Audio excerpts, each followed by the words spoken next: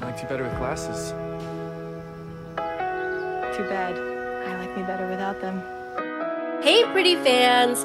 Welcome to another episode of the Better with Glasses podcast. I am your host, Vicky Bazzalia, and with me is Casey. Hey. And we are fresh on the heels of episode 4. Fired up. This is a big one. Fired up. Big episode. Episode 4. Man, I am running on 2 hours of sleep. Hey, well... Coffee. Couple of Trulies. Yeah, you didn't sleep very well last night. I couldn't because it was like, went to sleep at like 10:30, 11. We had to get up at 2:30. And I just couldn't, knowing that it was such a short time. Yeah. I just couldn't sleep. But I did get a couple of hours after we watched the first thing. And man, I am super excited for this podcast. I feel like I haven't been this anticipatory of a podcast in a long time. Well, all of season 3, we've been like recording in the morning. Yeah. And today, I was ready to like let it sink in. I rewatched, somebody just asked how many times I have personally rewatched it. I've watched it 4 times today since it came out. I've got like 2.5. So I watched it once, then we let Casey sleep and I watched it again. And then I went upstairs and had it on again. And I fell asleep a little bit during that last watch. And then we watched half again together. Yep. And then Casey had to get ready for work. So did I.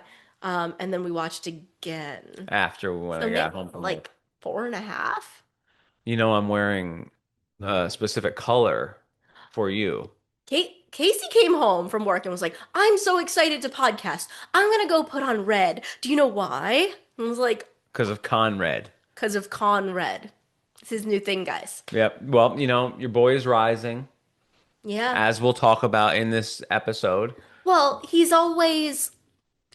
has always this season been good and nice, and he's doing more nice guy things in this episode. For sure. The rising part of it is the part where it's like, oh, it's in relation to the belly. Yeah, I think it's Bonrad rising. Bonrad girlies' hopes are rising as well. That flicker of hope that we have only seen in a flashback has finally made its way to the present day. We've been podcasting so much, I don't know if I've had a chance to say this yet. Oh, what? Did you know that episode 3 is the lowest rated episode of all time? Oh, yeah, you did say that. I did say that? Okay, I don't know. But yeah, that's true. It's like 6.8. 6.8. 6.8. I don't think there's any other episode in the 6s. For sure, this episode 4 of season 3, is going to be the top episode of this season. Dang. No, yeah, I mean, it's felt the most like The Summer I Turned Pretty, the show that we've come to know and love. We got back to the beach, bruh. We got back to cousins. We got back to very quick scenes, not a lot of setup, backstory. Right.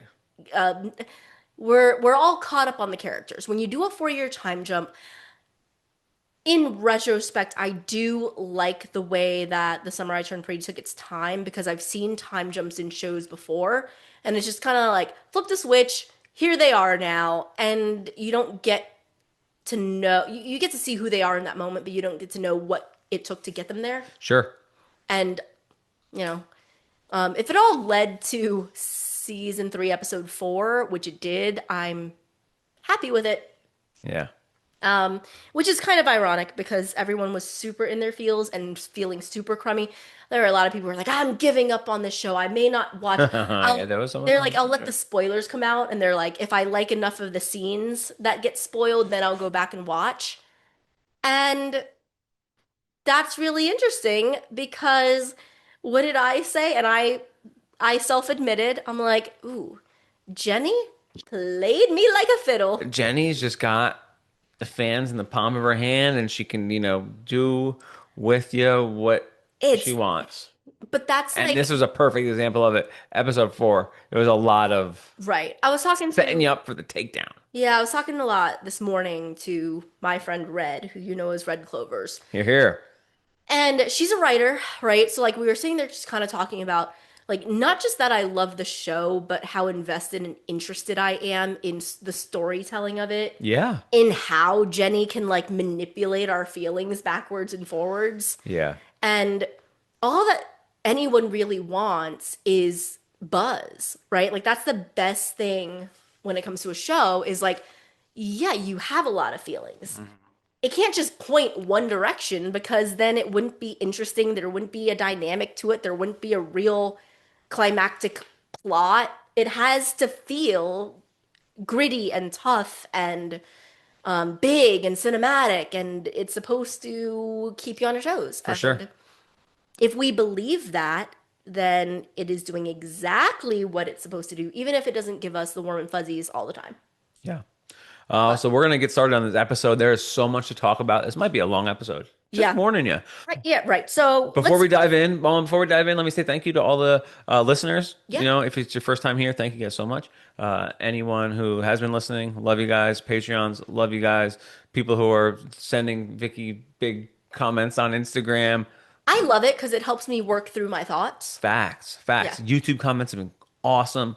Keep them coming, guys. Thank you so much. I really appreciate you and happy to be here with you. Yeah. And on a day like today, not that it was a tough day, it was actually a great day, but like the palpable excitement that we have when it's a good, meaty episode, like, no cap. No cap. We talk about the show and we enjoy talking about the show so much that like all day today, he wanted to give takes and I wanted to give takes, and we both had to stop ourselves and be like, let's save it for Save it for the show. Save it for the show. Save it for the show. It's always better the first time around. Yeah. But that's like such a rare thing, you know, to like both be so interested, invested in something and have an opinion on it that you like want to talk to each other about it. So we're just so excited. And I'm saying this out loud because we're just so blessed to be able to also share thoughts and opinions that other people care about. Yeah. So the episode title is Last Stand. I don't know if that was one of the ones that we had talked about last night or whenever we did that. I mean, if I preview sat episode. down and scribbled and brainstormed a bunch of last blanks, Last Stand would be on there. I guess it makes it's like, whose last stand is it? Laurel's? Belly and Jer's? Right. Yeah. Yeah. Okay. All right. So you want to go in order? Yeah, let's start from the top. We're going to start from the top. We're going to break down each of the scenes and we're going to give some takes. Let's do it. Okay. So it starts with some book stuff. You damn right it does. So we thought that it was going to start with Conrad. It does not start with Conrad. Yeah, we got played. Yeah, but thank goodness, because we were both kind of like, are they going to continue to slow roll this thing? Mm-hmm. And they didn't. They didn't. I was wrong there. I was like, they're going to slow roll it, about to get into this middle season ground. Nope, they time warped. It's 2 weeks later. Yep. So it's been 2 weeks since the debacle at lunch. And we're going to meet up with where all the characters are. But in this moment, it's Belly, but not a Band-Aid. Yep. And her feet hurt. It's noticeably not a kitty Band-Aid. Kitty. It's not a kitty Band-Aid. Right. It's like a regular grown-up Band-Aid. Right. I mean, there was some significance to the Band-Aid choice last time. Yeah. So we have this Band-Aid, and it's because her feet hurt. Yep. And she's dressed up like a waitress. Yes, she is. And immediately we find out that she's working at Bears. Hey. Direct from the book. Call back to the book. Yeah. So she calls Cher, and we also find out, so when I pulled it up this morning and I was reading the little caption before we got ready to watch, it said Belly's 21st birthday. So, you want to talk about Casey was right. Jenny does always give us, for episode 4, something that's not from the book. So, oh yeah, I did say that. We get Belly's 21st birthday, which, as we know, she was 18, turning 19 in the book, so we didn't get Belly's 21st birthday. So we get that. In season 1, it was 4th of July with everyone. In season 2, it was obviously, you mentioned, the boardwalk games. That's nowhere to be found in the books. So I just love that. So I felt like I'd comment on that. Jer calls her, he sings her happy birthday, but he is clearly working at Breaker. And he's clearly dealing with some issues there. He's dealing with some issues there. You know, he's moved past his wrinkled shirt. He's got a very nice suit on. Mm-hmm. Right? He looks good. But he's now at Breaker, and he's getting a little bit of pushback, hazing, whatever you want to call it, from the team there because he is obviously the son of the owner, and he's coming in, kind of moving, jumping to the front of the line, and is at work. Yeah. I don't know that he's actually at the front of the line, but he's at work. And uh you were debating whether or not they would actually keep this, but they kept it straight from the book where she's like talking to him about her tips that she's gotten. She's saying that she wants to work hard because every dollar they save is going to go towards this wedding. Right. And Jared does the whole, it makes me feel so bad that you're working because all I'm doing is this internship. Yeah, yeah, yeah. I've got some feelings on that, but Yeah. in the book, it was worse because he wasn't doing anything, right? No, he was working the internship. He was working the internship. Yeah. I guess, But the show gives him more reason to work the internship, if that makes sense. yeah, Because it's the marriage proposal and it's him. Belly even says, like, no, you're doing what you need to do because you're trying to get your dad on his good on side. his good side. And also, he's $20,000 in debt to his dad, presumably. And if he has any kind of guilt about that, he should work for his dad's company. Yeah, getting on his good side would help in his own way financially Yeah. towards this wedding. And honestly, having an internship at a VC firm is probably pretty good for his future. So, Good for the resume. yep. Now, He is on Nepo baby world. that's what I was gonna bring up. Yeah, so we find out right away, and Belly's like keen on it. She's like, "Are they still calling you Nepo baby?" And the pacifier thing is kind of funny. Yes. He's playing into it, which is fine. We start to see that it actually bothers him later on. But the main thing there is that he is gonna miss Belly's 21st birthday because presumably she's in Philly, he's in Boston, and Right. it's okay because she is getting dinner with Tay Tay. Facts. Yeah. And it's been a 2 week time jump. The other thing that we get that I want to make sure everybody clocks because I have a take and I'm going to say it now. It's been 2 weeks since they announced their engagement. Yep. Jeremiah says we still have 6 weeks left. So 6 weeks until the wedding. They're really hitting warp speed on this baby. But how many episodes are left? Calculating 7, 7. 5, 6, 7, 8, 9, 10, 11. So I think it's going to be 6 weeks, like 6 weeks of show Sure, within sure. episodes.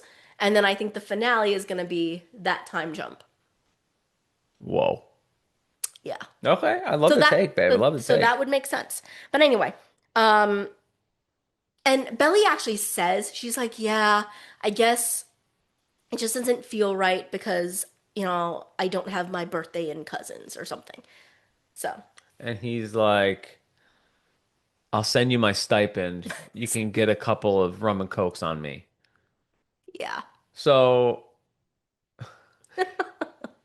I don't know what this means, but it means that I guess Jared doesn't have any money besides his Jared's stipend. money. I think they decided that they weren't doing gifts or whatever, and I think he was just like, "I'll just send you my stipend for the day." I don't know. So it is a paid internship, a No, little it's bit. a stipend. Right. They get like a meal plan or something, or what is it? Yeah, yeah.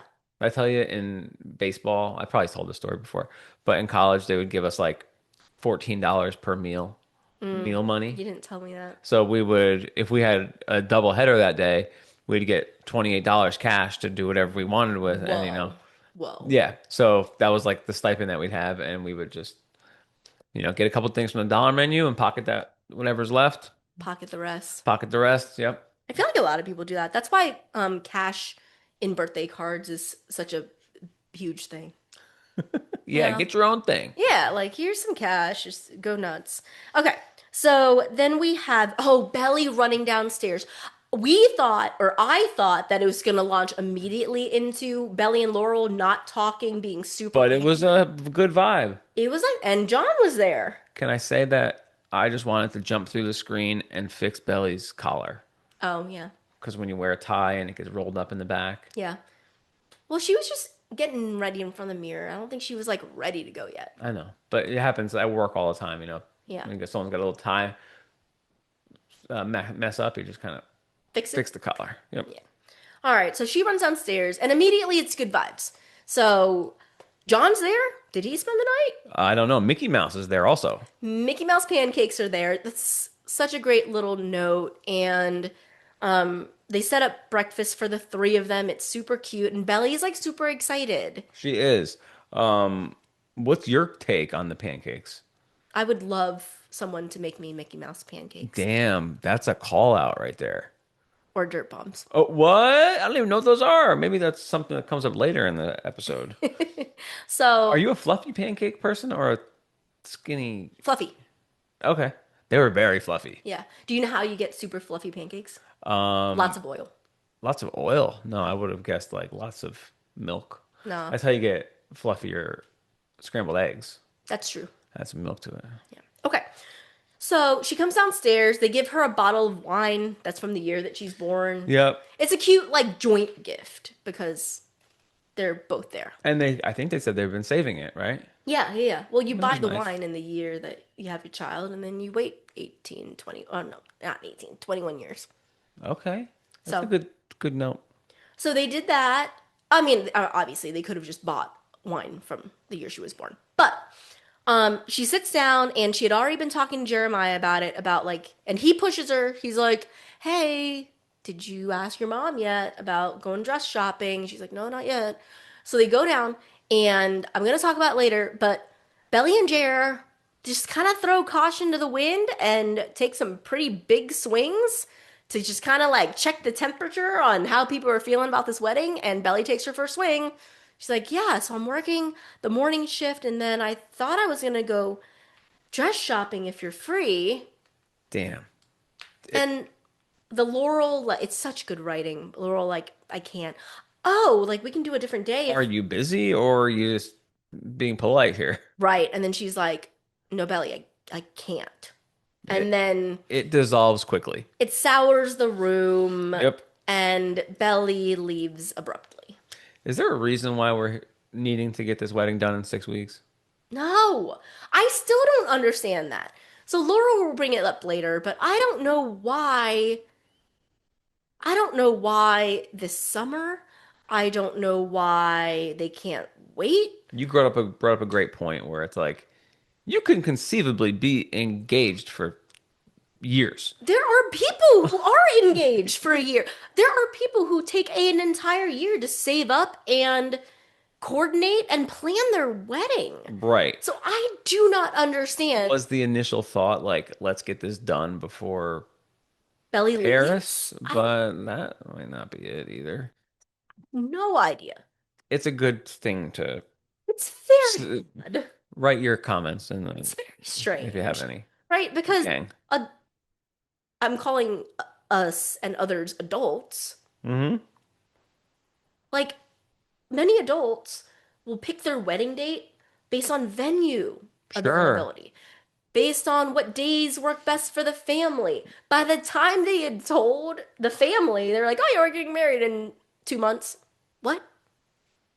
It's very odd. It doesn't make sense. I don't know that we'll get an explanation, but just worth saying. It blows up quick. Yeah. And Belly's out of there. So that's Belly's big swing, and then you get John telling Laurel, Yeah. John warning Laurel, like, hey, I think they're pretty serious about this, so don't joke around. Like, if you push her too hard, you're gonna push her away. And you said, just tiger mom Classic energy. Asian mom energy, right? Right. She's like, no, this wedding is not gonna happen, and don't fuck me on this. As in, like, don't get in my way because I'm bulldozing my daughter to not get married. And he's like, I wonder where she gets it from.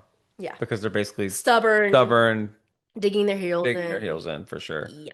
So then you get, well, Adam and Jer, I'm right? gonna call Jer's big swing with his dad. Man, that scene drove me freaking nuts. So there was a part, like, there's half a second where I felt bad for Jer when he comes in with the coffees, right? Because I'm like, oh, he's got one of those intern jobs, like just getting coffee for the boss. Which is fine. You can learn a lot that way, and it's you're humbling, right?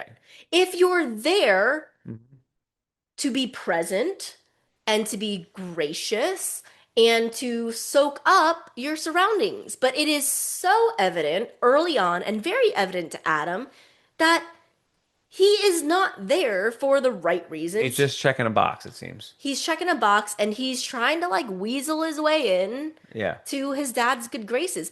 But what's You have so to be subtle if you're gonna do that, bro. but what's so strange to me is Jeremiah's missing the cue that like yeah, Adam is a dick, but what would make Adam actually be on his side? How about you take work seriously? Right? And how about you care about this company that I built? Even if he fucking needs to pretend, Mm-hmm. Steven has that good rat-a-tat with Adam because of that hustler mentality. Yeah. Right. And Jer is missing an opportunity to like sell himself here. And instead, he puts It- down the coffees and they launch into this asinine conversation. well, it's like every chance Jer gets throughout this episode, he is the one who is bringing up the fact that I'm doing this internship to prove that I'm adult and Right, an adult. right. Like, if you're the one saying it,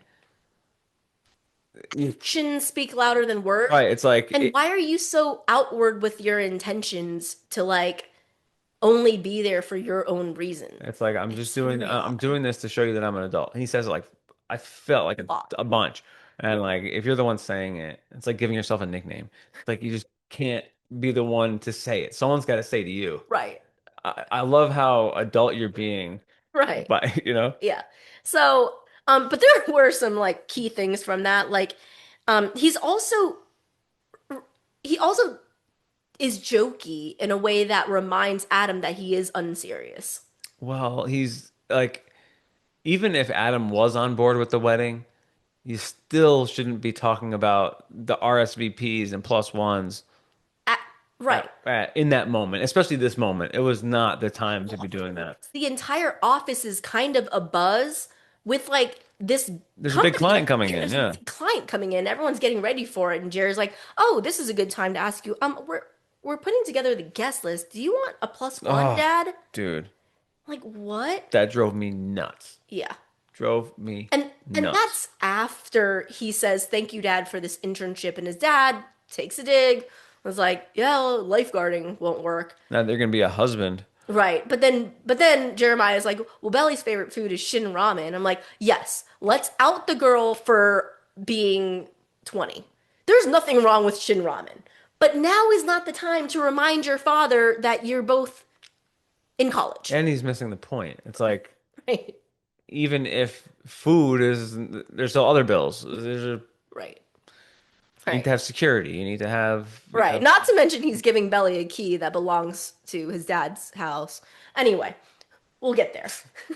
We'll get there. and this isn't shit on Jer Hour, but it's just a tough look. Yeah, okay. Then the other thing is I know that people are going to gang up on Adam, not that I'm defending him for the easy there intern, but I don't think that's a knock on Jer because Adam didn't let anyone into that room. Like Steven wanted to be in that room, Denise wanted to be in that room. Denise is like, I'm a second year. Steven's like, I've been here for 6 months. I'm like, That's the Jer didn't get in, Steven didn't get in, Denise didn't get you in. can see the culture though, and it's in businesses, corporate America, all over the place. You have Yeah. to earn your stripes, whatever it be teams, Yeah. business, whatever. Right. You have to earn your stripes. Jer's been there for literally 2 weeks, maybe, probably more like Yeah. a week and a half. Yeah. No, he was trying to be helpful, right? He was like, I can sit in and do such and such and such and such, but But like when he's saying if Steven in the room, you're certainly not going to be in the room. when he's saying easy there, intern, like He's like, "Oh, slow your roll there." earn your stripes, earn your stripes. You have to eat shit for a little while. Well, that's what Steven told Conrad. That's with all Training wheels. yeah. Yeah, I mean, Adam believes in training wheels.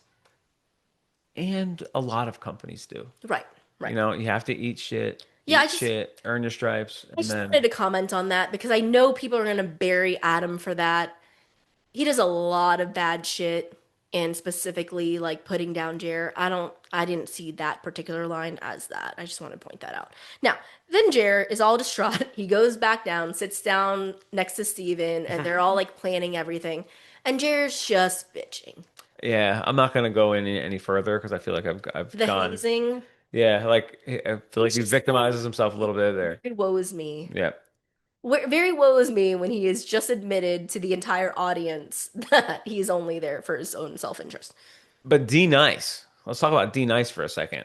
We're not at D Nice Well, yet. they're talking to each other, are they not? Well, yeah. Okay, so but before we get there, they go out and Jerry's supposed to get the lunches Extra and dressings. extra dressings. I thought it was so funny that Adam was being serious, serious, serious. And he's like, don't forget the extra dressings. Yeah, but then Denise It's says like, the same don't thing forget the extra. because somebody in that fucking office Yeah. forgot extra dressings once, and Adam It's like, probably yeah, killed them for it right. publicly. So, or the client did, you know? Sure. So, anyway, but my point in bringing this up is Kaylee. Ooh. So there's one like kind of like secretary boss girl, Mm-hmm. very pretty, young, but you can tell is older than the rest of the group. Yeah. And she's handing out to-dos, and she takes a moment to be like, "Oh, Jeremiah, you look so nice in your suit today." It was nice for someone to throw him a bone and be nice to him. But her name is Kaylee. And Is that a thing? where have we heard about Kaylee before? Kaylee, I don't know. So in season 2, episode 1, when Belly is sitting in the laundry room, Conrad sitting in the laundry room, and Belly, I think she might be sitting in the laundry room too.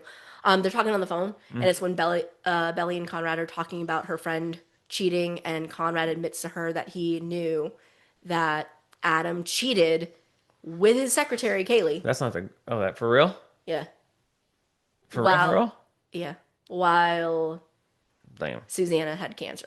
So this Kaylee in episode 3, season 4, you think is The cheating the Lacey Barone of Breaker the Capital. Yeah, the cheating scandal of, I would guess, 5.5 years ago. Damn. First of all, great catch. Yeah. Second of all, I think I need to fact check that. it makes more sense that she would be nice to Jer then because I was like, are they gonna have something going on there? They better not. That'd be But a problem. that'd be a problem. Yeah, because then it's like not only brothers, but they're fighting with their dad for Ugh. lovers as well. So that makes more sense because it's like it could be still involved. We don't know, and she wants to be nice to his family. Right. Odd. We need to fact check that, but that is wild. That is wild. If Jenny's pulling off moves like that, Well, I mean, damn. if I don't know that it'll ever come back up again, or if it's just kind of like a Jenny wink to the audience, like Sure. I know and I know you know, but who knows? So then we get Steven and Denise in the kitchen. She's putting together the snack Oh plan. yeah. And I do like Steven standing up for Jeremiah. I Hell do. yeah. I do. Well, Because you see Steven have his own opinions about Jeremiah, but he voices those to Belly. mm-hmm. You know, like in a big brother moment. In the general like world, he's kind of like, can you stop being such a jerk to my friend? And he's eaten enough shit from Denise that where it's like, you can shit on me, but come on, like Like leave him alone. leave him alone. Now, Denise though, She's got some bullets in the chamber. she like, why do you keep doing that? Because he's a dipshit. I'm like, And I've seen people come in, pretty boys like that, have one internship, and 2 months later they're my boss. Yeah. And I'm like, she's got a point. she's got a point. But then Steven's retort is so funny. He's like, I'm pretty. You know, she said you should be watching your back too. He's like, I'm pretty. Yeah. It's cute. It's cute. They have a really good. I like what they got going on. I do, and I got a hot take on it. Okay. Do you want me to go now or later? Now. I'll go now. Okay, so I also want to see. I love Staler, right? Right. But I do kind of want to see what's going on with Denise yeah. and Steven. Yeah. For sure. And wait, what would their name be? Stenise. Stenise. Stenise. That's exactly what it would be. Stenise. Or Devon. Stenise. Stenise. Stenise. Okay. Let's coin that. Can I make a prediction on them? Of course. I think that they will get very, very close. I think that they may think they want to go into romantic territory, but it may be one of those where when there's like a lot of tension, and then when they do finally kiss, they realize there's nothing there. Ooh, I don't think so. Okay. I love it, but I kind of want to see what's going on with those two. Like all the way? All the way. Oh, no. I think it would be. I mean, they're putting this girl in like the cast official Yeah, but that's prime because extras. yeah, but that's because she's a primary actor. Kind of like Elsie Fisher, you know? Right. But I mean, Or so is Kim John Hanlon. Conklin, but He was in the Cast Wars thing. Anyway, um oh no, he wasn't in the Cast Wars thing. Adam specifically on Nicolor. the I got extras on Prime, she's all up in that. I gotcha. Okay. So are you done with that scene? Anything else on that scene? Keep buzzing, girl. Keep Be buzzing. nice to my boy was the main tagline. So then we get Taylor and Lucinda. And Law. last episode was more tragic. She and her mom are each other's best friend and Yeah. each other's like comfort, and Taylor is more of a mom to her mom, right? But it was kind of like in a tragic space. This time they're showing it in a funny way. She's sitting there doing all the accounting and It's stuff like, like is that. this a revenge dress? She comes out in Taylor's dress, and Taylor's like, "Mom, what are you wearing?" She's like, "If I wear this out theoretically tonight, To the Oasis bar. Scott's friends will definitely text him, right?" And Taylor's like, "Are you seriously like you spent your morning picking out revenge outfits?" Which is ironic because that's exactly what Taylor would do. Exactly what Taylor would do. Or she would coach Belly on it. Yeah, exactly, You right? know? Like you gotta look super hot for when you see him. See where she gets it? I mean, I love those two. Yeah, you see where she gets it, but she's again trying to parent her parent. And then Lucinda's great as a character, You better be nice. but when she sits down and she's like, "Am I in trouble? Are we drowning?" I'm just like, "Oh boy." But the whole point of it, we'll talk about this more later, is to show the foil to Belly and Laurel. Like you can be best friends with your mom Yeah. and you get all those cute, fun dress shopping moments and probably not going to stand in the way of like problematic decisions that you're going to make because they've made them too. Um, but Laurel feels like she's lived and learned and she's more Well, we find out a little bit more later that she's yeah, got this certain regret that she carries. exactly. Yeah. I love that, by the way. So anyway, we have that. Then we're back to Denise and Steven, and they're just kind of like watching through this glass window as Adam is I guess being pitched, right?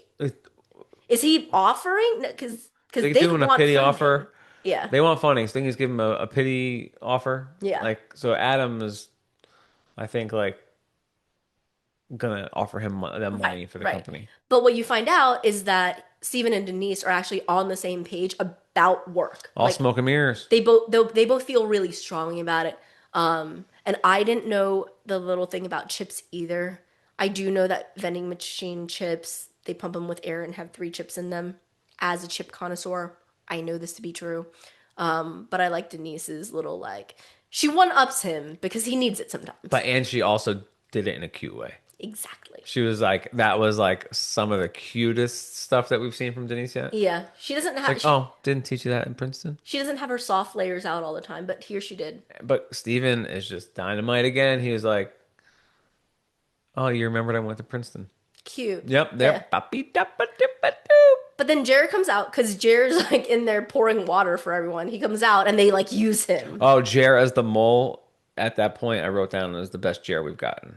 Yeah. Jer as the mole was super. I don't know if it was charming, but it was just a really good Yeah. use of Jer, and he, like Gavin, did well, Yeah. acted well. And he's plucking like words out I of love it. It's good writing. yeah, he's plucking words out of like the business world zeitgeist, and like that's exactly how business meetings sound, by the way. Oh yeah.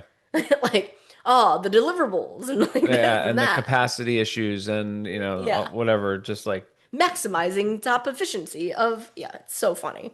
So then Jer sits down.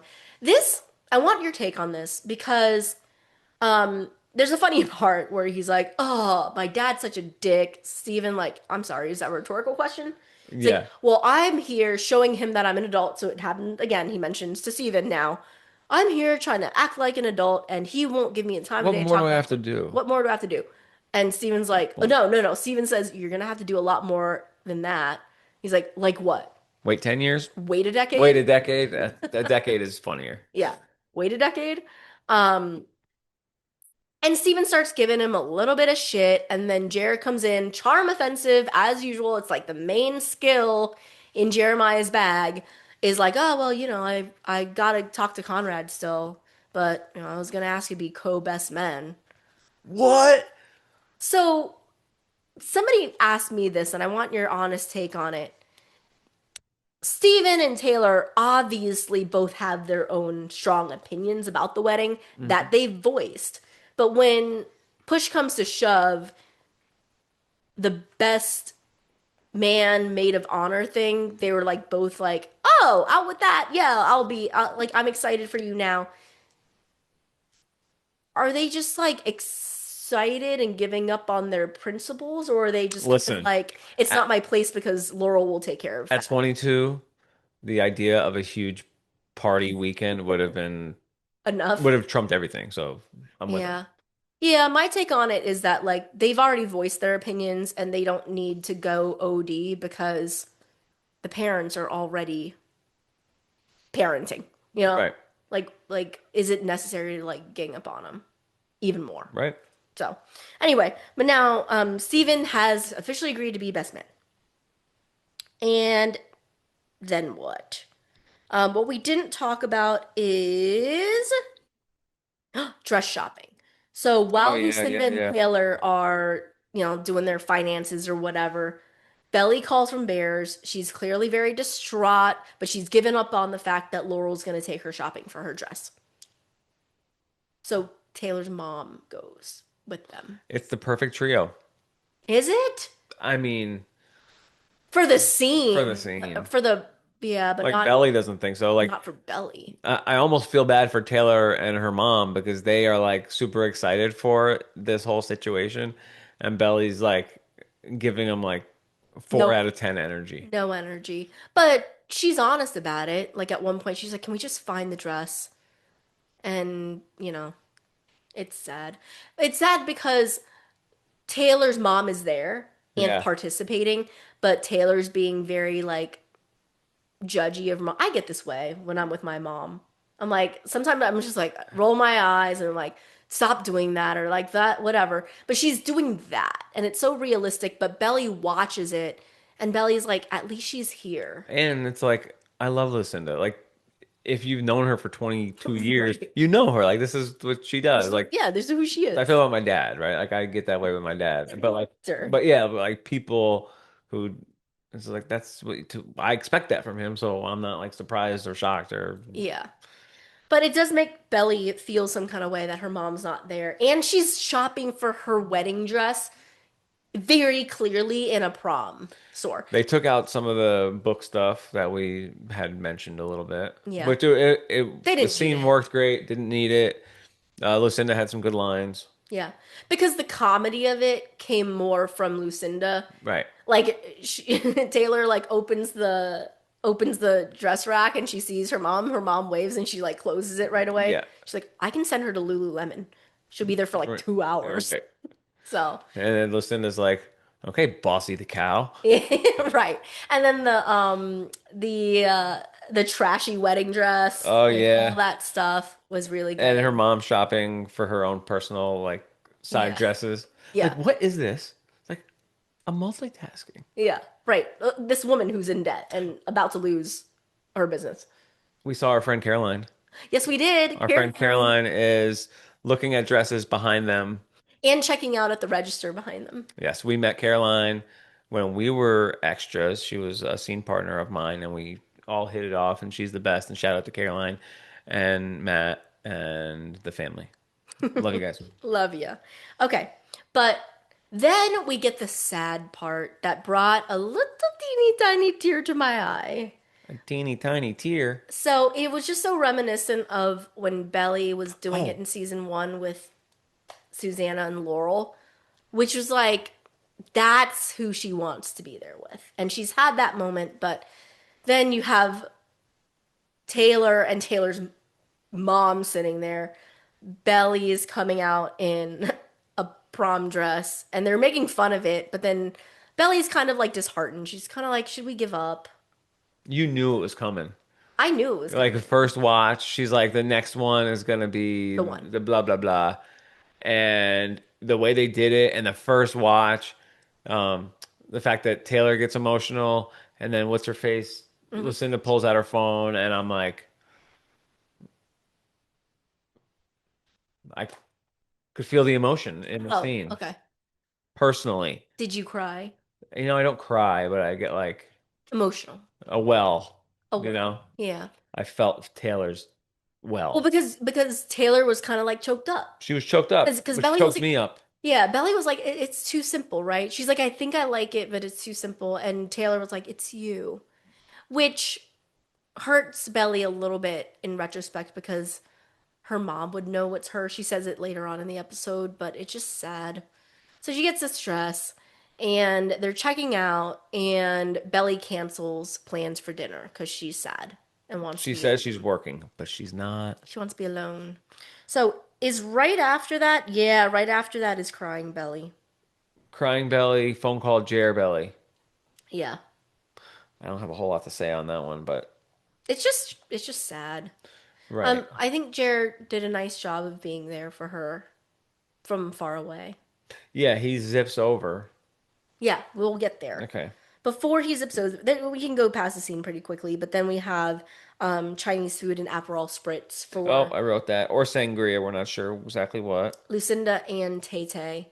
And again, it's just the best parts of Taylor and her mom, the worst parts of Taylor and her mom, because her mom is sitting there texting Scott, and Taylor's like, "You're not gonna go meet him, right?" He's like, if that was Steven, you'd be doing the same thing. Yeah, but Steven's good people and Scott sucks, right? Which we find out is facts. Yeah, Facts only. yeah.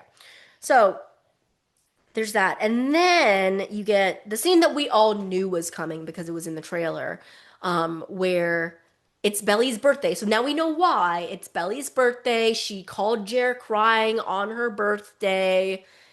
Jer said, "I'm gonna get Laura on my side no matter what." He tells Steven that, I think. Yeah. And so after work, he books it to Philly. He made it just in time to stop at the Baskin Robbins to get her Oreo cake. And he shows up at her door. Cute or not cute? It was a grand gesture by him. Yeah. I would have thought they might have planned something prior, but the last minute thing is cool also.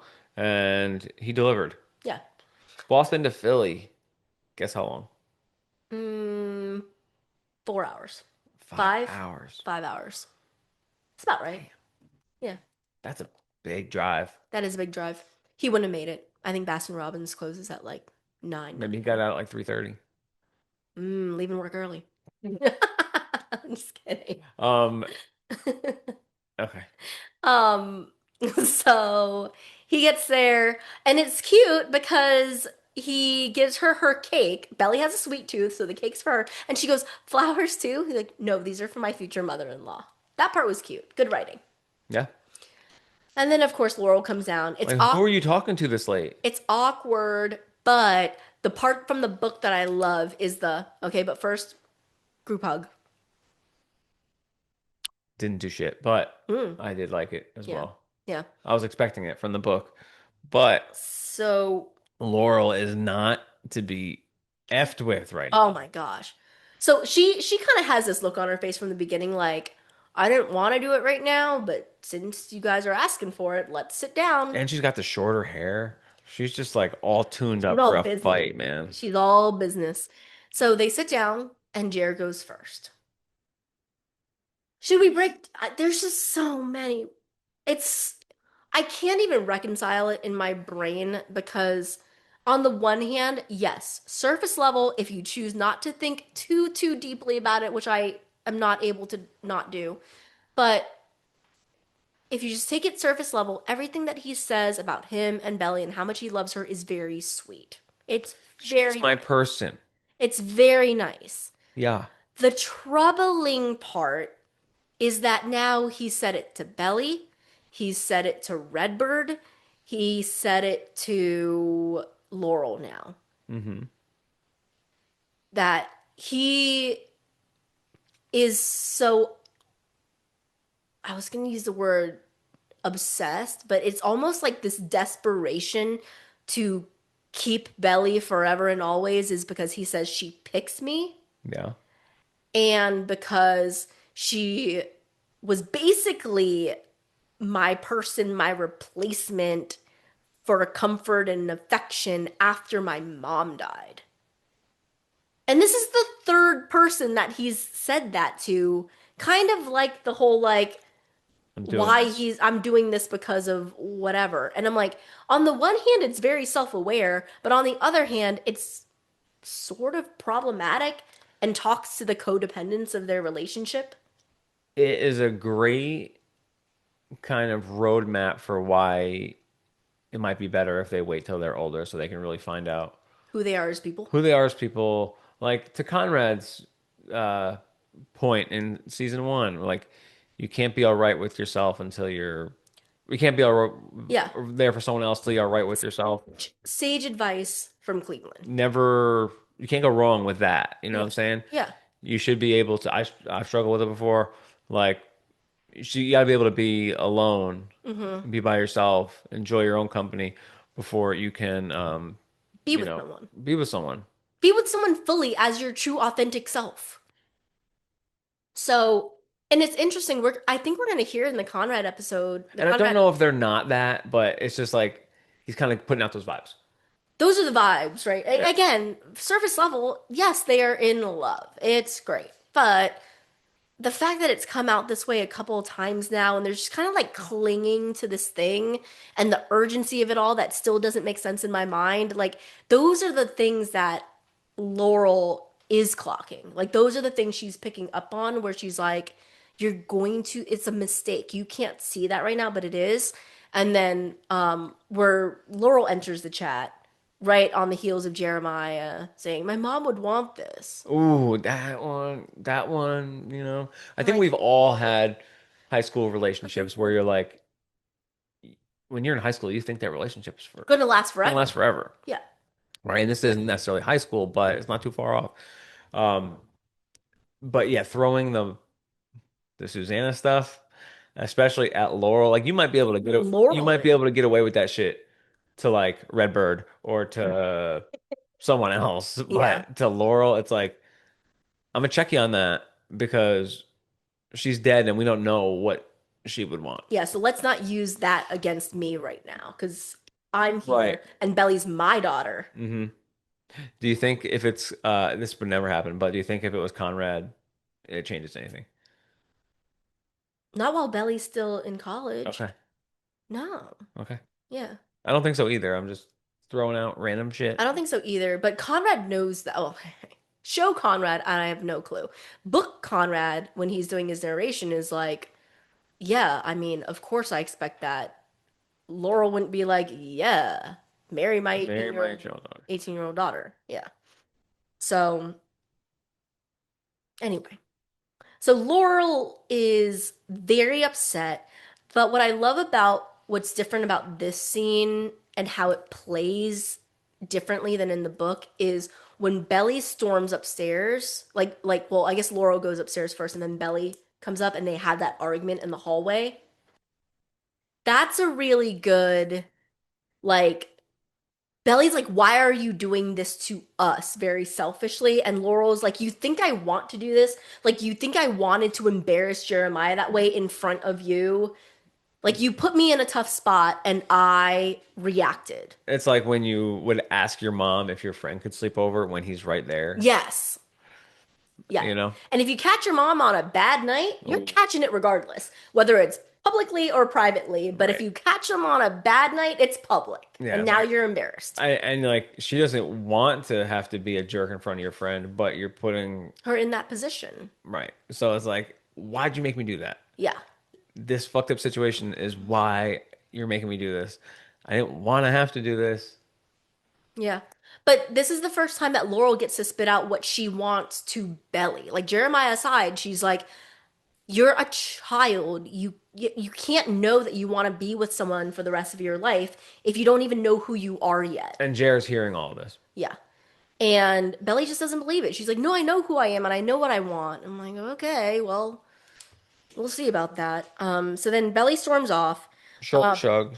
Yeah, I'm glad that they cut some of that stuff too. I didn't need to see her packing. I didn't need to see her and Jer come up with a plan to stay in Cousins. They cut directly to them driving and heartbeats. Yes, we did not mention. Did we mention that Jared gave a key to the beat cousin's house? We mentioned a Oh, couple yeah, yeah. scenes ago, but his big gift, No, it was big ball little gift. gift Yeah, to Belly was gifting his key to the cousin's beach house. right. Was it his key? Did he get another key made? Is it sweet? Is it not sweet? I don't know. I We do know that Belly probably has access to the house as is, but I think it's more symbolistic. right. Symbolistic, is that a word? Yeah. Symbolism. Yeah. I think or symbolic. Symbolic. I think that what do they always say? Um, what's the saying? Like it's not the size of the gift, it's the gift Thought that that matters. counts? It's the thought that counts, right? So I think it's sweet because it was the thought that counted. Mm-hmm. I just think that Jenny and the writing team are just very purposeful. And while it was a nice, sweet, it's the thought that counts gesture from Jeremiah, and Belly reads it that way, everyone else is just thinking about the irony of it. How about Jenny? Well, how about this? The fan base, there's a certain part of it that associates Conrad Belly with the beach house, and maybe Jenny wanted to give Belly Jer a little bit A of token. symbolism to the beach house themselves, Well, also. that's the other thing is like I get it. It's a sweet gesture, but Belly already belongs to the cousin's house. She got her own fucking room. Right. Yeah. Like I was almost taken aback when later on, Yeah. when they're in her room at his family's beach house. Right. I'm like, Right. damn, like it's been a minute since we've been here. That's Yeah. crazy. Yeah. So, okay.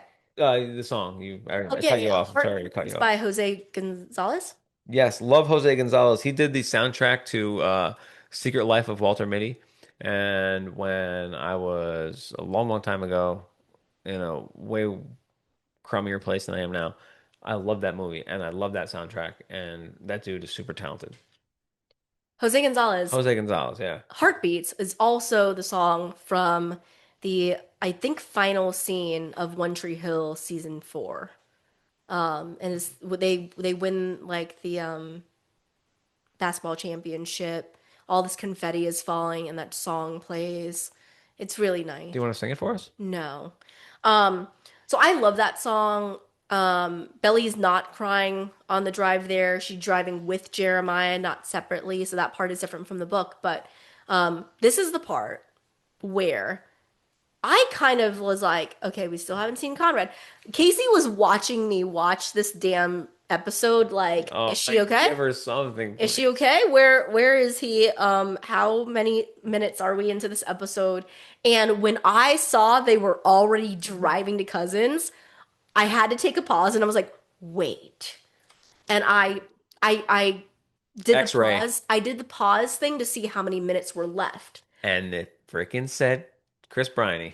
Right. So when I was doing it to figure out how many minutes were left because I'm like, oh, it can't end right here because it's an hour-long episode and we're only at minute 30. And we wanted to see the song name. And we wanted to see the song name.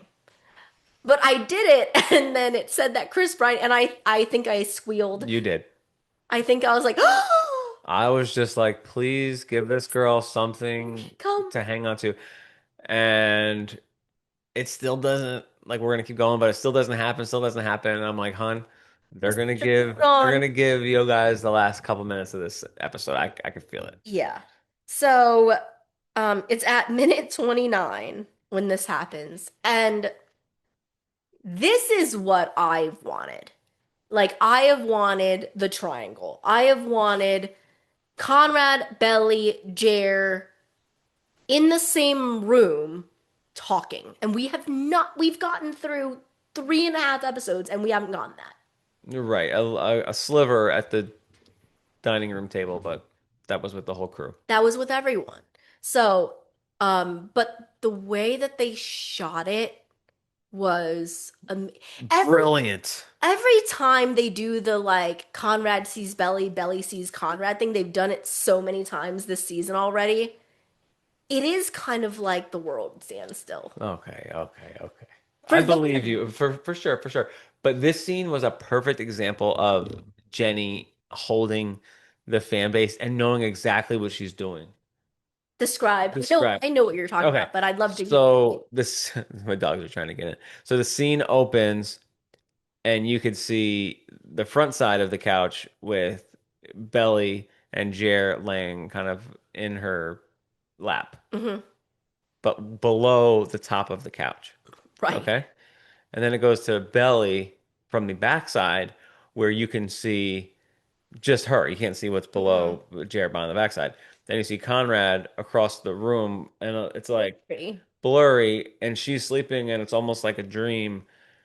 And then they see each other, but from the angles that they're using, Conrad can't see Right. Jer. And Jared can't see who Belly's looking at. Right. So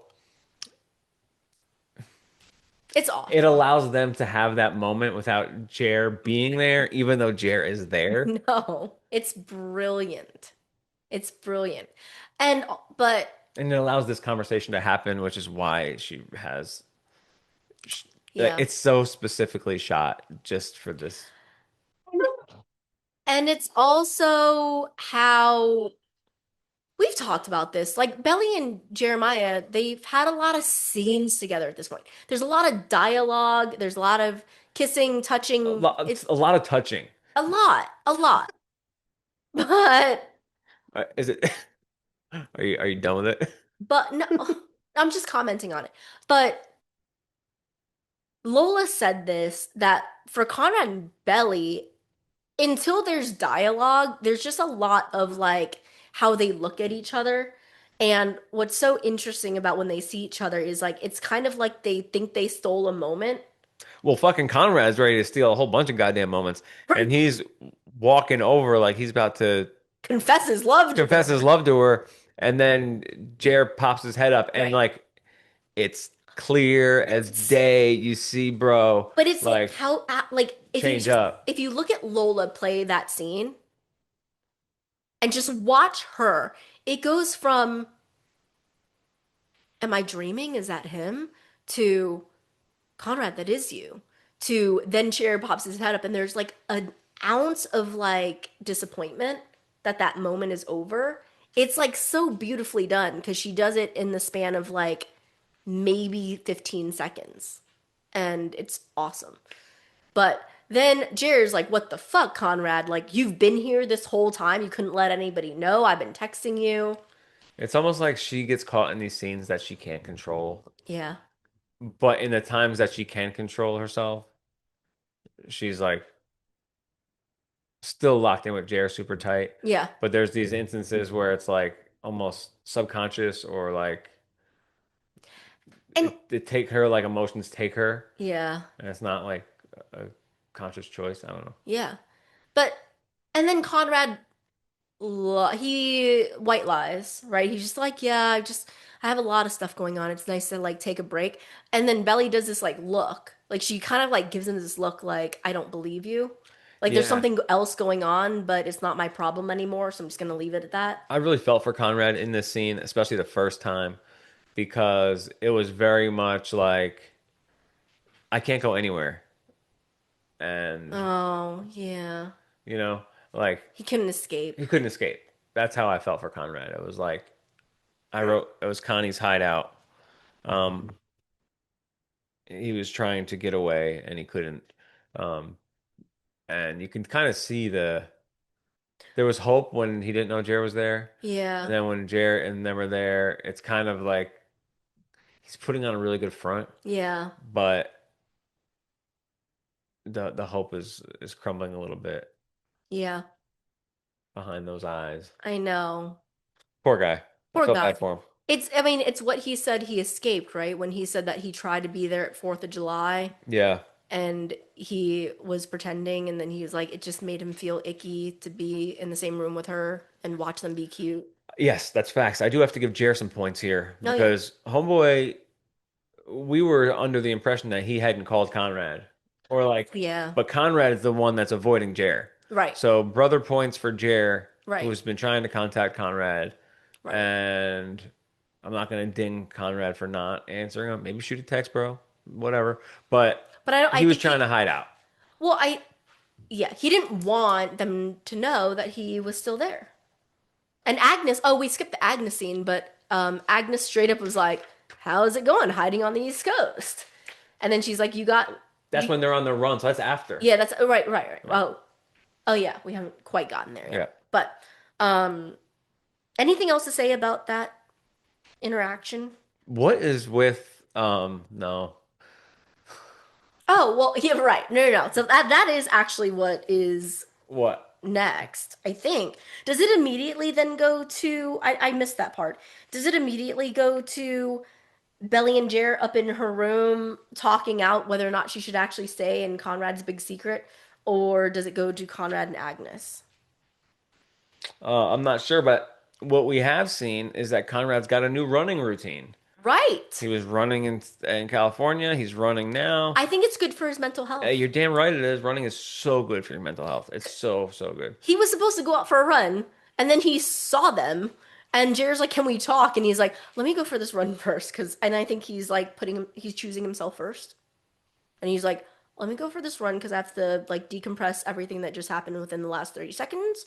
But yes, I will come back. I won't run away. I will come back. He tries to run away again. He tries to not surf, but we'll get there.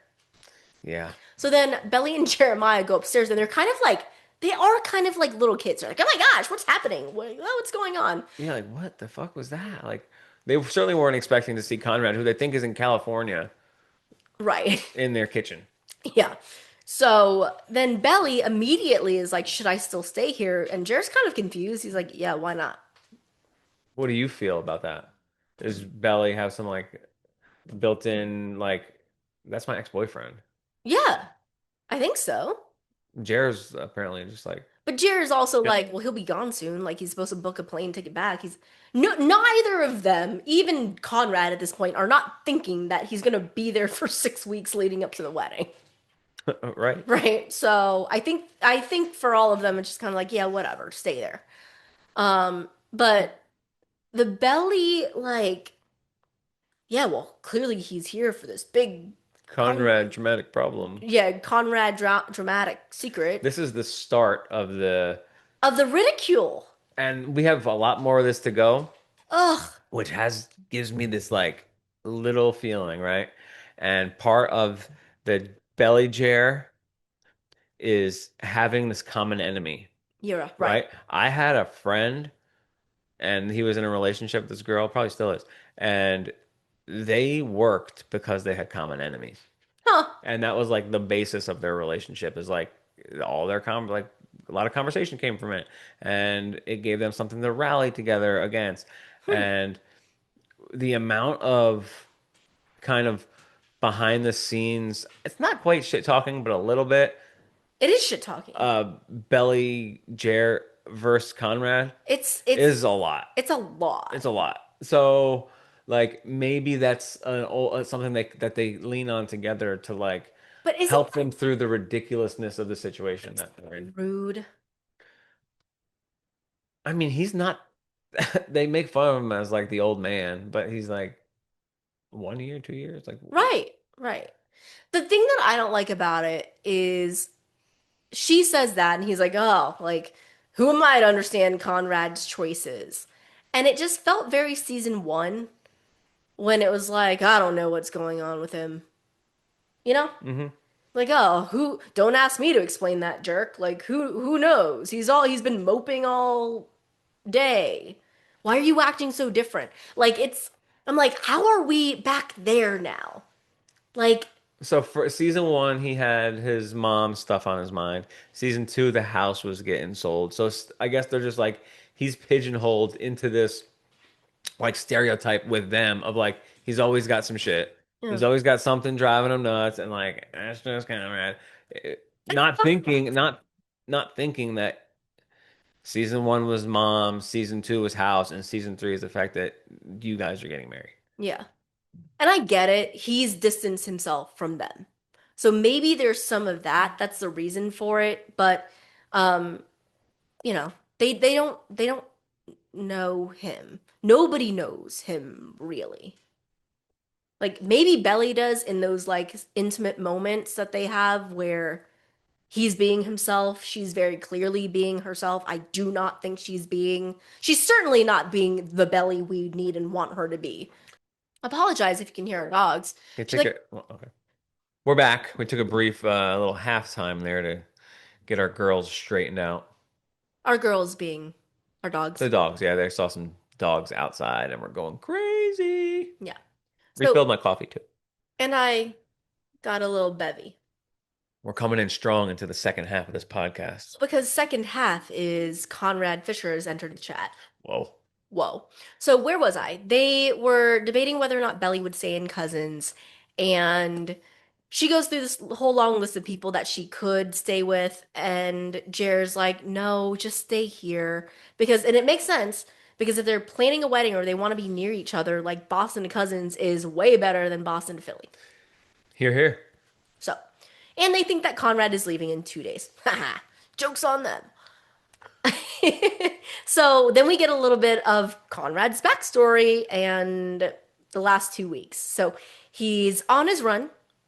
He is he gets a phone call from Agnes. What up, Agnes? And Agnes, I think I already said this, but she's like, "What's it? So how's it going?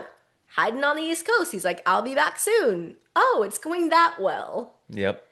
And he's already clearly told her about Jer and Belly, but he says, my brother and his fiance just showed up. Yeah. He actually sticks up for them because he's like they've known each other their whole lives So and it's not too out of pocket. he's trying to make sense of it. And like Yeah. just such a Conrad thing to do to like try and people please. But isn't it crazy to you that they're making fun of him and he is giving them grace to his friend who is trying to ridicule them? Not to say like I am the same way, but that's kind of I always try and find like The way to I make never something want else. someone to feel I shitty know. about someone else like that. So you're like, Well, that's the thing. Conrad is like, I will judge them, but don't you go judging them. right. Just like Steven, I right? Steven feel with that. Denise and standing up for Jeremiah. But it's just hard for me to watch Belly and Jeremiah making fun of Conrad, knowing everything that he's been through, going through, and all the growth that he's seen.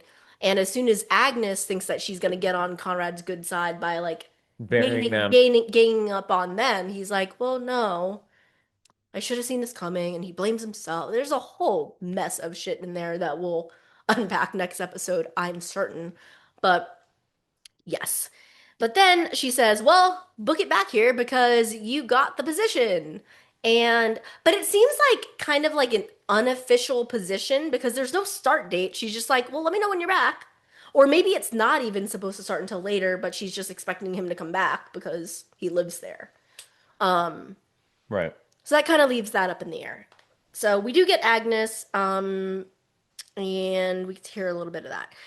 Then where do we go? Oh, then we get Conrad coming back, and it's him and Jer. Yeah. Which great scene. You, I'm really starting to love these brother scenes. Listen, the brothers when they're together and like being Even when they're good hostile. brothers. Yeah, but even when they're hostile towards each other, I like it. Yeah.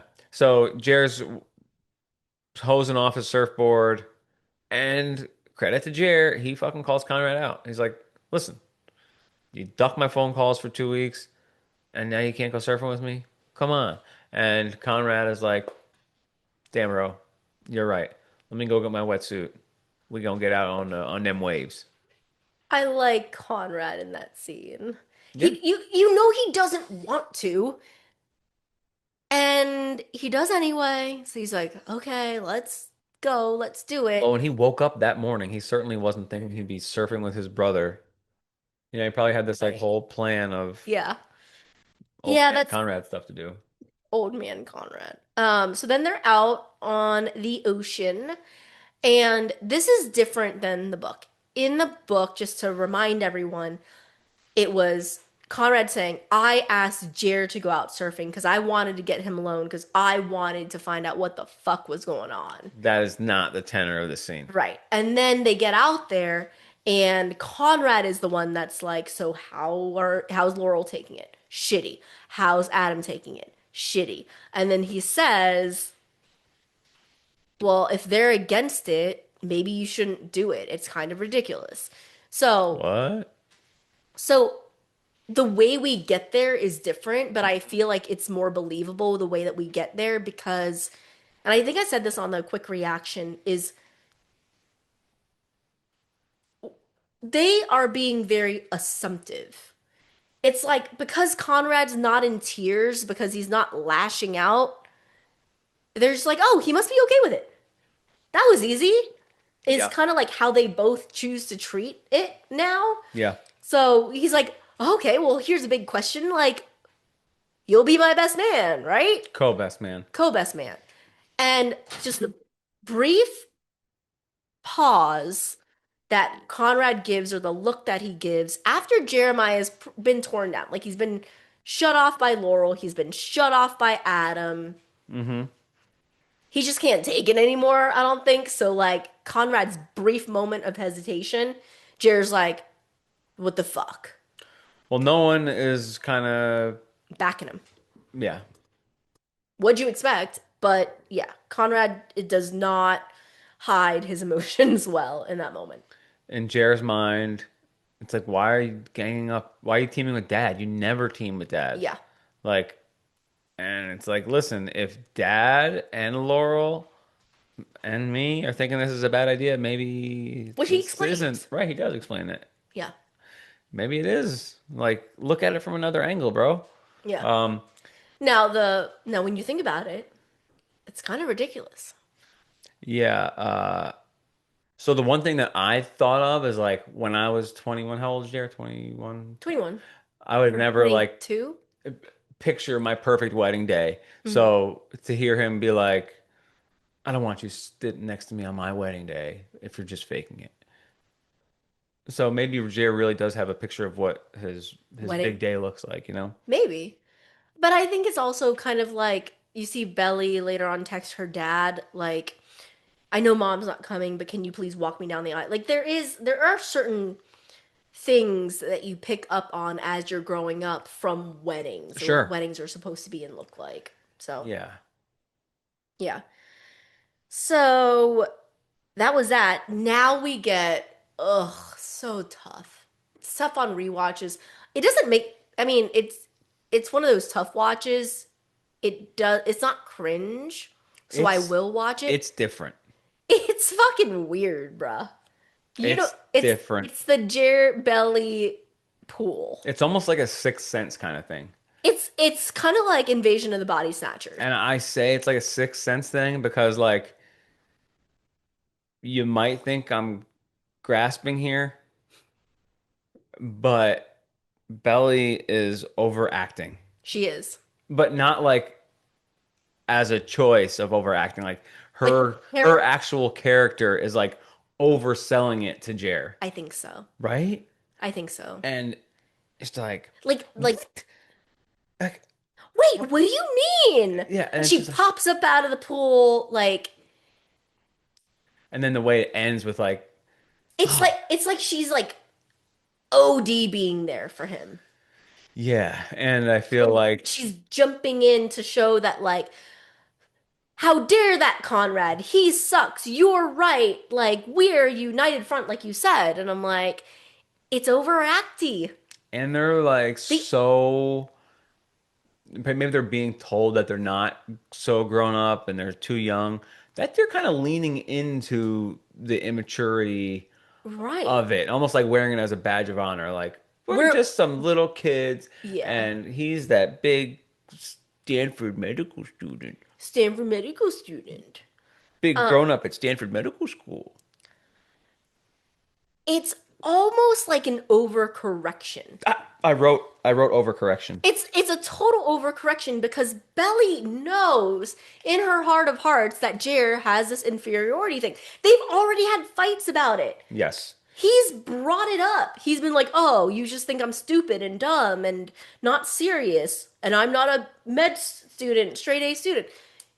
They've had, it's so insane to me that these two people have had the exact opposite conversation, but in this moment, she's playing up. Yeah. She's playing up this like facade of, yeah, you know what? Conrad's not that cool. We're cooler than him. He doesn't know better than us. None of them do. I'm like, you sound like a child. It's almost like I'm going to talk for a minute here and we'll see if I can make any connections. But I have some thoughts, right? Okay. It's almost like when you have a homeschooled kid and they're homeschooled, not socialized, and then when they finally like get to a situation where it's college or they finally go to school in their senior year, they overcorrect and they like start going crazy, partying and doing, Yeah. whatever. Well, I don't even think that's just straight homeschooled kids. Like, I had a lot of friends. Or like smart girls Right. slumming it with the stoner crowd, Right. and they're like take on that Yeah. badge and Right. like Well, you know. I mean, I had friends who grew up in very strict Hmm. households, and when they went to college, they like lost their shit. Yeah. Yeah. And Belly, keep in mind we have big time jump here, Hmm. and I don't know how much of whatever rubs off on you, but she's been hanging around frats, she's drinking a lot, partying a lot, and maybe it's, that's become more a part of her than, at least in the relation when she's around Jer, Yeah. that's become more of her personality than we know. But isn't it off-putting though? It's just like, I think for us as fans of the show, so maybe it's just because we've grown up with this character, but only in the sense of the show. We see her like as a 6-year-old with braces and da da da da da da. Right. So like, but it's not just me, right? Like you see this like noticeable weird shift in Belly. Like there's something about her in this scene in particular that's just like off. Do you think and she's like wearing a skimpier bikini? Is that anything? I don't think so. Okay. It's just it's She looks great. it's exactly what Conrad was saying to her in season 1, where it's like, why are you doing this dead ball thing? That's not you. Good connection. And for we think we know Belly, maybe we don't because she's been off at college, but I'm like seeing her this way in the cousin's house, like something about my brain just like does not compute.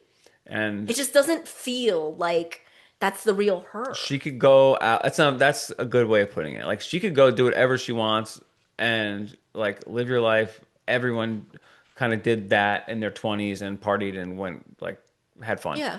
But is it Is it her? is it her? Is it true to who she really is? Or is the girl who we see at the end more her? And it goes back to what Steven would say in other episodes, seasons where Conrad challenges her and plays into like the crossword puzzle scene where it's more of a elevated or more responsible, mature version of Belly. Yeah. But it's not, yeah, I don't know. Where with we're seeing with Jer is more of like a immature, juvenile. But even but who she's being in that moment with Jer is also very different. I don't know if I have it written down as like immediate. No, it's not immediately after, but she's doing the whole like Stanford Medical School student. Now it's very But funny to me. Keep in mind that I thought it was it's hilarious. funny. Yeah. But when he comes in, it's very brief. But when Conrad comes in, he's kind of like frantically looking for Jer. Mm-hmm. She's standing at the kitchen. She looks pissed, and he's like, "Where's my brother?"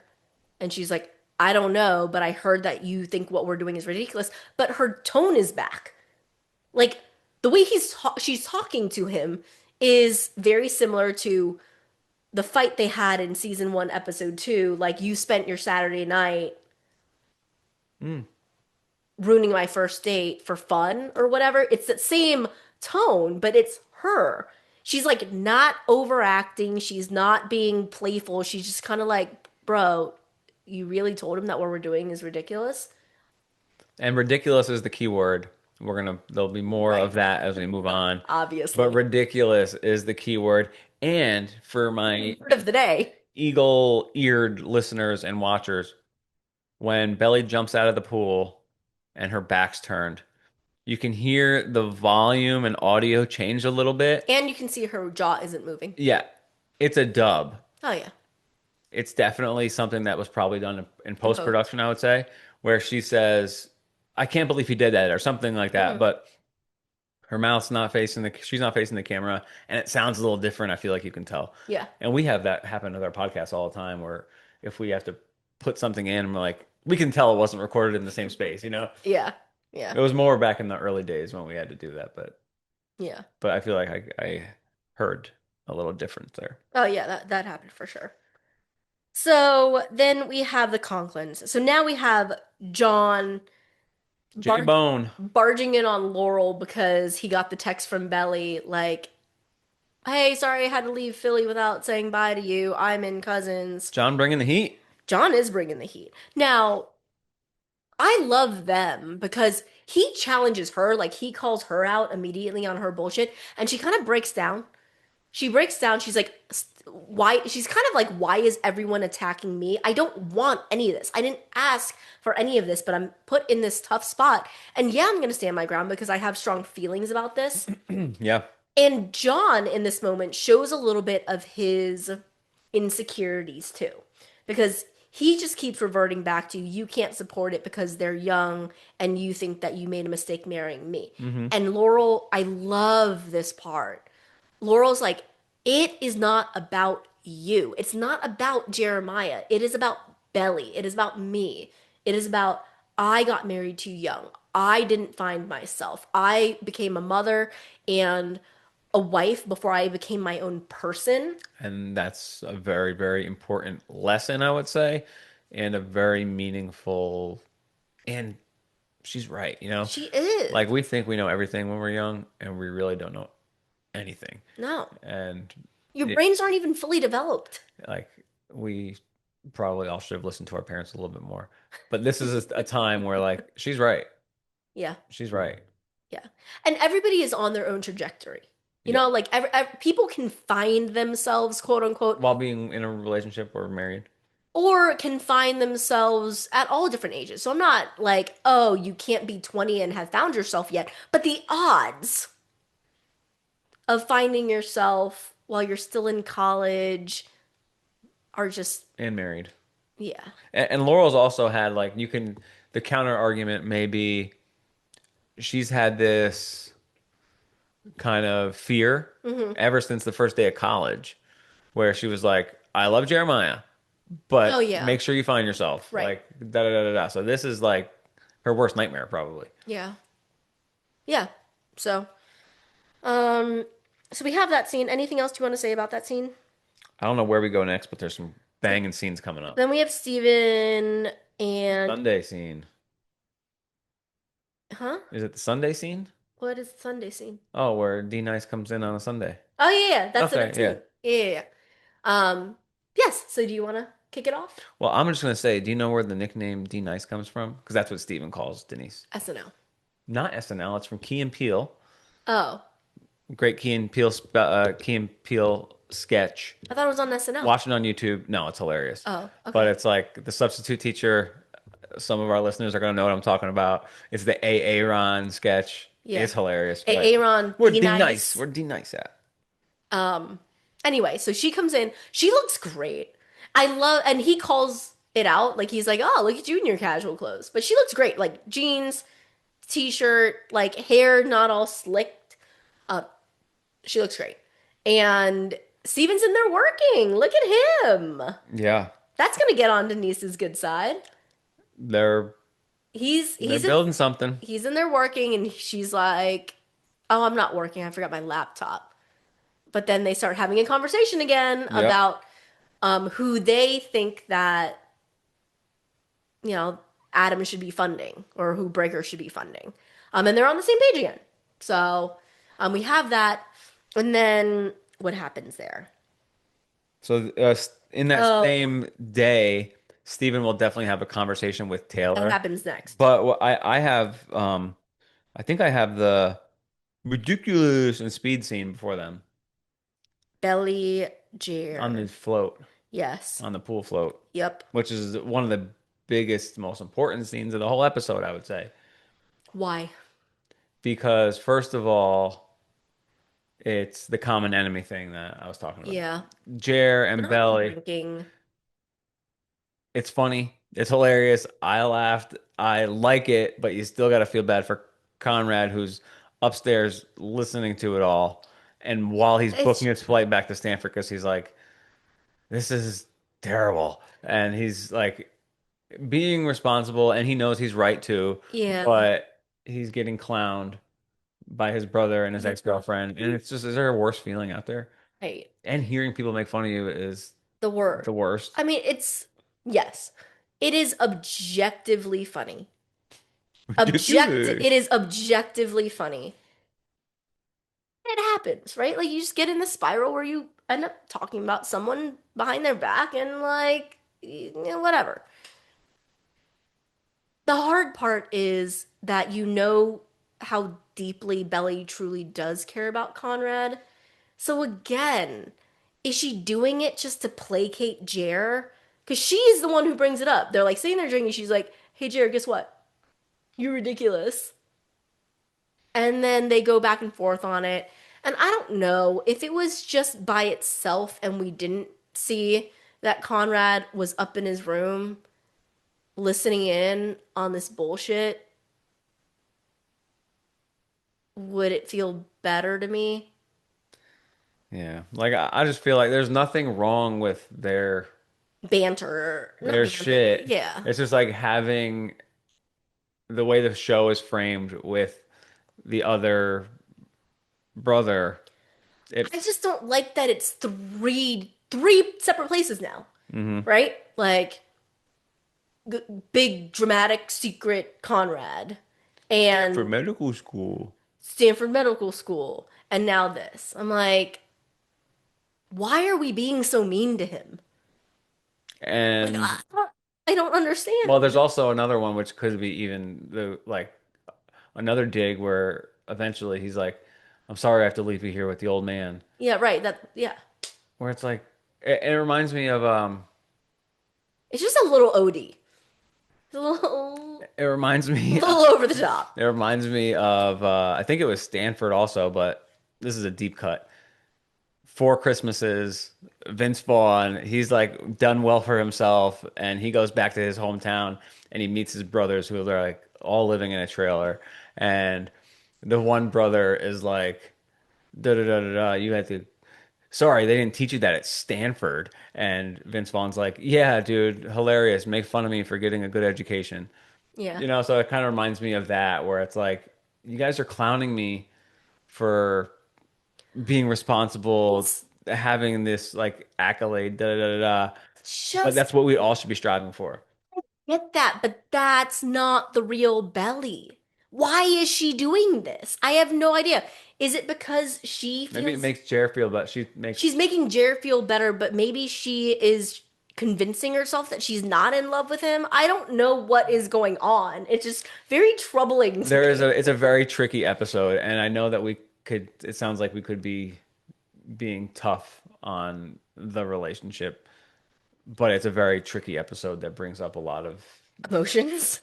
not even emotions, just like But it's feelings from we have all this but it's baggage so of seasons here and yeah, books but and it's so shit. purposeful. That's It what I is like. purposeful. That's what I like Jenny. about it. Yeah, Jenny is like controlling our destiny and controlling our feelings in a way that like she is known to do. So, Speed is the movie that they're watching yeah. on the floaty. Yes. Keanu Reeves and what the heck's her name? Sandra Bullock. Yes. Okay, so then we get Stephen back to Stephen and Taylor. Yeah, and like so Steven is doing his work with D Nice, having their budding Check. friendship, maybe something more. And then Taylor gets on the phone and it's like, everything's cool here. I'm getting ready to go to New York. Mom's about to close her salon, get a loan, reopen her salon in the house. And Steven, the fucking dude, is on the ball. Yeah. on a Sunday while already doing his other work is like, hey, I look back into your Yeah. mom's numbers and it appears that her ex-boyfriend opened some lines of credit and she's never going to get a loan Unless she pays some stuff unless off. she pays some stuff off. So first of all, clap it up for Steven for like that accident Hmm. really got him on his like on the ball Yeah. of being responsible and doing being work forward or work first or just a good guy. I don't know, but um, that's a lot of work that he's been doing. And we also see the Stephen and Taylor bubbles starting to pop up. You do, but you also see what you called from the time the storyline was first introduced is where she's like, I'm not your girlfriend and I'm not your charity case. Mm-hmm. And it allows Steven to be like, yeah, but you're still important to me Yep. and I can help you with this. And he says, I can probably come up with half the money. I'm not your girlfriend. Why would you do that? Yeah. Yeah, I don't know if there's any like symbolism there for any other part of the show, but Well, not that part specifically. The last scene with Taylor and her mom, there is a lot of symbolism there. So, let's start off on the symbolism because one theme that you pointed out while we were watching it the second time, or maybe even the first time, is you're like, everyone's giving up oh something. yeah, I have that. Everyone's given up something. So now we get the scene of Belly saying goodbye to Jeremiah What because is she giving up? well, Belly's saying goodbye to Jeremiah, and objectively, it's a cute scene. It's shot well. Those two, like, again, arms around each other, kissing, saying goodbye. He's got to go back to Boston for the Beantown. week, right? Just for the week. He'll be back during the weekends. But she says something like, "Oh, I'm gonna miss you so much. How can we be apart for 5 days? How am I gonna be away from you for 5 months?" And he looks at her kind of funny and he's like, Paris? And she says, Yes, I made that decision when we were in a different place. Like we weren't engaged yet. Yeah, we'll be freshly married, and I won't want to go to Paris for 6 months right after Yeah. that. And she says, Maybe I shouldn't. She implies maybe I shouldn't. And he looks at her, he's like, Are you sure? And she said, Yes, I'm sure. And then he sighs. The part that I don't like is that he sighs and is like, Oh, good, I didn't want you to go either. Because that leans into the codependence thing. I'm like, Belly, I get it if you don't want to go study abroad, but you can't be away from him for 5 days?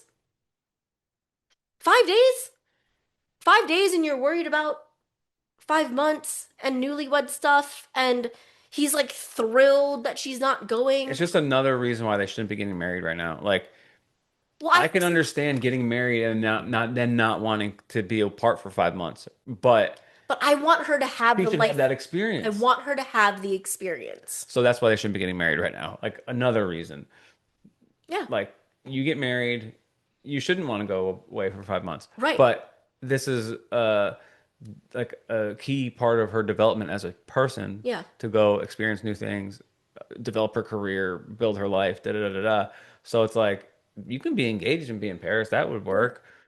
Well, But also, personal experience or personal story, like one of the best things I ever did my entire life was travel to Sydney, Australia.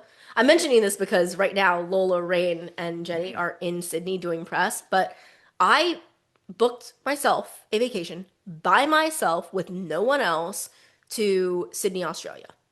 And I got the advice from one of my friends that I really respected. She was a couple of years older than me. We were working at the same place. She was also a UVA grad. go who's? Go Who's. So very, very smart, very intelligent, could have come out of school and had any job that she wanted. And she said that her parents told her to take a year off and go do something. And she said that that was like a great moment in her life because it allowed her to find herself. It allowed her to like do things alone.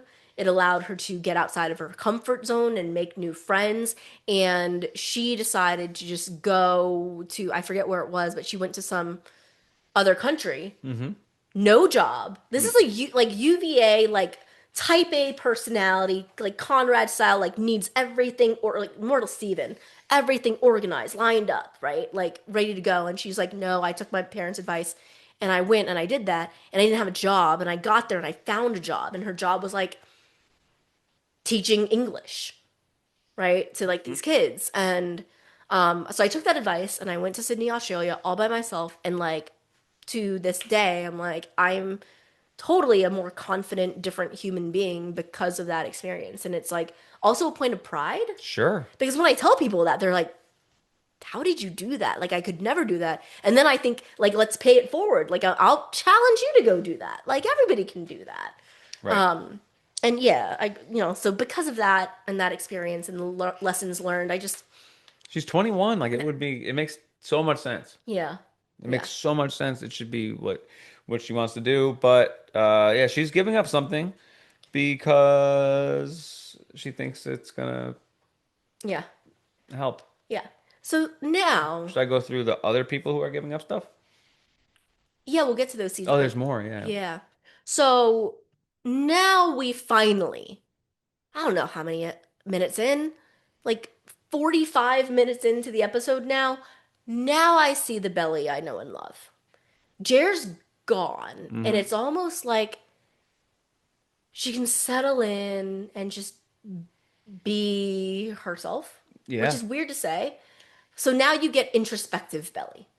Now, Flashback belly. now you get Belly going upstairs. It's quiet. She doesn't have Jer there. It's just her. She's looking in her closet, and a wave of emotions comes over her. The dead ball. It probably is coming over her because she just had a pretty chaotic set of days and her 21st birthday and this roller coaster. And if she was really like playing it up and play acting for Jer, that's a lot on your shoulders. So she finally has this moment of calm and she breaks down. She sees the dead ball dress Yep. and she's comparing it to her prom, like it says promises on it or something like that. Right. And she remembers that Laurel didn't get the dress with her and that Laurel once did pick a dress out for her. She's looking at her bed and then she has this beautiful flashback. And I didn't know where that flashback was going. I didn't either because it's brand new. Brand new flashback. If anything in this episode, the new stuff that Jenny and the writers gave us, it makes me so excited. Susanna Fisher back in the chat. Our girl, Rachel Blanchard. Love. And they're young. Laurel had her beautiful, long, wavy hair. Yeah. Ugh. Little belly. A new little belly. A new little belly. She was excellent. She gets her very own big girl room, It was so right? cute. And her first night in her big girl bed. The You- boys are messing with her, doing monster noises, which it's so is funny. so funny. But and I don't know where it was going. I thought it was gonna be a Conrad thing. Oh, That was Conrad was going to stop them. stop the boys from doing the thing. Yeah. But no. What happens is she goes and tells the ladies, Susanna and Laurel, and it plays into the motherly. Yeah. She's like, I don't want to sleep alone. So Laurel comes up and holds her Damn. while she falls asleep. And I don't know when landslide kicks in. Oh, it's at the end of that when Laurel crawls into bed with little belly, then landslide starts. And at that point, I was like, oh God, they're doing it to us. They're doing it. I think I looked at you. I'm like, landslide, bro? Fuck. Landslide is a killer. Me and my mom danced to that at our wedding. Yeah. It's a killer. Yeah. If you want a good mother and mother scene, landslide. It's almost like so on the nose, you know? On the nose, it was like tapping into a Casey vein. And I was like, I heard it and I'm like, oh no. Because I knew. I was like, oh boy, we're going to get out of the flashback. Belly's going to start crying. And lo and behold, she crawls into bed. She starts sobbing. And then if you thought it was going to end there, or if you thought that that was the most of the emotional wreckage, I was already in tears. And then you get Conrad packing up in his room. Whoa. And I'm like, oh my God, he's gonna catch her. I think I was whispering it to myself when I was talking. Like, he's gonna see her. He's gonna see her. He's gonna see You her. said it out loud, probably. In the book, he does catch her crying, but it's not well. It's not until well into they've spent some time at the house together. Yeah, and he's not packed his bags leaving, also. Exactly. So he's about to leave after he should leave. Like they've been making fun of him. His Like, tickets are bought. He's got a new job waiting for him. gosh, and I just wanted him to like get on the plane, and then Belly is crying. Jer's And- gone. Jer's gone.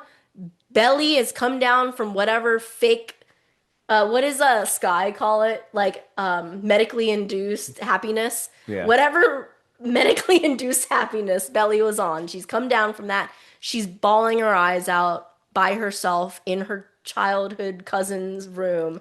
And it just breaks Conrad's heart. And you see Conrad coming down the hallway, Belly's doors open, you can hear the crying, landslides playing, and it's at that very moment you knew.